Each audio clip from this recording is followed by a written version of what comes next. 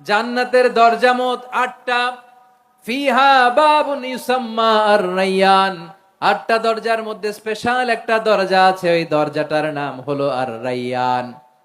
রায়্যান দরজা, লা ইয়াদখুলুহু ইল্লা সাইমুন। রোজাদাররা ছাড়া কেউ ওই রায়্যান দরজা দিয়ে জান্নাতে ঢুকতে পারবে না। শুধু রোজাদারদের জন্য ওই দরজাটা খোলা থাকবে। দরজাটার নাম আর রায়্যান। এই লাখো জনতা আওয়াজ করলে এই আওয়াজ হয়, বলেন রোজাদারদের জন্য জান্নাতে স্পেশাল যে লাল গালিচার সংবর্ধনা এন্ড স্পেশাল এন্ট্রি, ওই দরজাটার নাম কি? আর রায়্যান শব্দটা কেমন লাগে? ভালো লাগে। অনাগত সন্তান যদি কারো আসে, ছেলে সন্তান, নাম রেখে দিয়েন আর রায়্যান। পারবেন? আমাকে সবাই ধরে রাস্তা ঘাটে, বাসায়, অফিসে, আদালতে, এয়ারপোর্টে ধরলে, হুজুর আমার একটা ছেলে হবে 2 মাস পর, একটা নাম দেন। চাপাই নবাবগঞ্জবাসীর জন্য আমি একটা নাম দিয়ে গেলাম। সামনের 2-3 মাসে, 4 মাসে, 6 মাসে যাদের ছেলে সন্তান হতে পারে বলে মনে করেন, যদি পছন্দ হয় নামটা, নাম রেখে দিয়েন রায়্যান। কি নাম? লা ইয়াদখুলুহু ইল্লা সাইমুন। রোজাদাররা ছাড়া কেউ ঢুকতে পারবে না। মান দাখালাহু লাম ইয়াজমা আবাদা। একবার যে এই গেট দিয়ে ঢুকবে, he will never be thirsty again. তার গলা থেকে চিরকালের জন্য আল্লাহ তৃষ্ণা মিটায়া দিবে। আমরা ওই রায়্যান দরজা দিয়ে সেদিন জান্নাতে ঢুকতে চাই কি চাই না?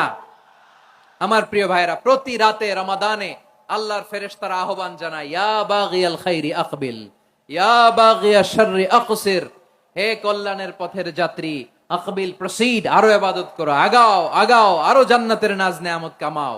হে অকল্যাণের পথের যাত্রী, আকসির, স্টপ স্টপ, অনেক হয়েছে। আন্না, এ রমাদান, এটা পাপের মাস নয়, এটা ইবাদত করে জান্নাত কামানোর মাস। চিল্লায় বলো ঠিক কি না? ওয়ালিল্লাহি উতাকাউ মিনান নার ওয়া যালিকা কুল্লা লাইলা। প্রতি রাতে, রমাদানের প্রতি রাতে আল্লাহ তাআলা এরকম লাখো বনি আদমকে মাফ করে দেওয়ার ঘোষণা দেয়, নাজাতের ঘোষণা দেয়। আমরা আল্লাহর পক্ষ থেকে মাফ, নাজাত চাই কি চাই না? আমরা যদি নাজাত পেয়ে যাই, আর কিছু চাই? কথা বলে না। আমাদের নাজাত লাগবে। আওয়াজ করে বলেন তো কি লাগবে? আর কিছু যে চাই না আমি, চাই গো নাজাত। আল্লাহ তোমার কাছে আমার এই মুনাজাত।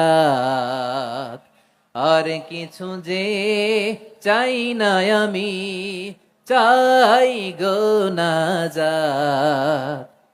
আল্লাহ তোমার কাছে আমার এই মুনাজাত। আল্লাহ তোমার কাছে আমার এই মুনাজাত। পড়েন আমিন, আর জোরে আমিন। তাহলে রমাদানকে আমরা বুদ্ধিমানের মতো কাজে লাগাতে চাই কি চাই না?